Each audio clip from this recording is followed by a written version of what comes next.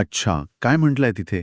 तिथे असं एक निरीक्षण मांडलंय की कधी कधी भाषणं ऐकताना असं वाटू शकतं की यात खूप ज्ञान आहे, खूप माहिती आहे. हं, पण जर ऐकणारे लोक स्वतःहून पडताळणी करत नसतील, म्हणजे फॅक्ट चेकिंग वगैरे, हं. तर मग मर्यादित माहिती असणारा वक्ता सुद्धा खूप प्रभावी, खूप शहाणा वाटू शकतो. बरं.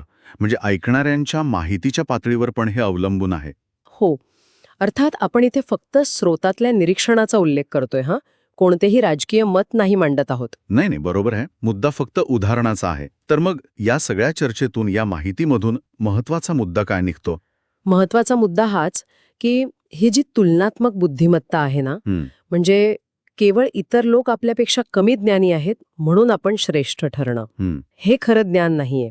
हे खरं शहाणपण नाही. म्हणजे इतरांच्या अज्ञानावर आधारलेलं शहाणपण झालं ते. अगदी. आणि खरं शहाणपण काय आहे, हे पण आपल्या माहितीमध्ये स्पष्ट केलंय. काय?